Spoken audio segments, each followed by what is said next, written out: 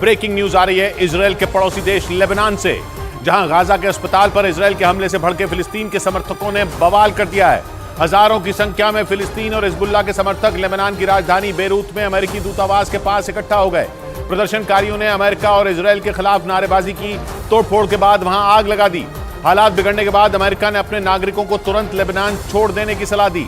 America की तरह Saudi अरब ने भी अपने नागरिकों को फौरन लेबनान से निकल जाने की सलाह दे दी है, जबकि ब्रिटेन ने अपने नागरिकों को लेबनान की यात्रा कर दी। नीरज हमारे साथ जुड़ रहे हैं। नीरज, क्या हो रहा है लेबनान में? देखिए बिल्कुल किशोर, हम गाजा की घटना के बाद अब लेबनान फ्रंट पे युद्ध बढ़ने का खतरा, और उसके बाद यूएस और सऊदी अरब ने तो अपने नागरिकों को, जैसा आपने बताया, साफ कह दिया कि आप छोड़िए, और ब्रिटेन ने ये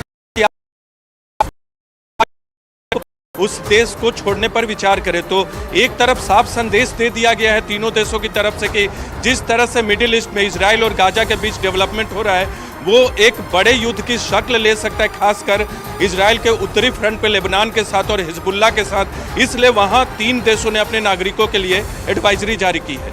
और गाजा के अस्पताल पर हमले को लेकर लेबनान में लोगों का गुस्सा भड़क गया है। हमले से नाराज लोगों की भीड़ ने राजधानी बेरूत में अमेरिकी दूतावास का घेराव कर दिया। गाजा के अस्पताल पर हमले का आरोप इजराइल पर लगा है और अमेरिका इस जंग में हमास के खिलाफ उसकी मदद कर रहा है।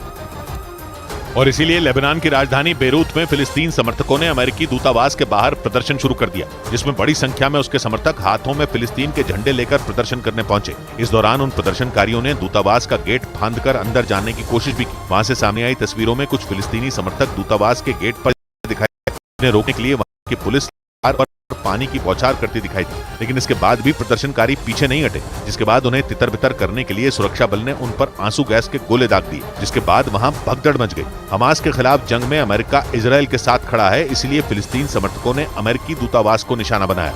और गाजा के अस्पताल पर हमले के तुरंत बाद बेरूत में गुस्साए लोगों ने अमेरिका के दूतावास को घेर लिया। रात के अंधेरे में ही अमेरिकी दूतावास के बाहर सैकड़ों प्रदर्शनकारियों की भीड़ जमा हो गई, जो 500 से ज्यादा लोगों के मारे जाने से बुरी तरह भड़के हुए थे, और उन्होंने अमेरिकी दूतावास में आग लगा दी।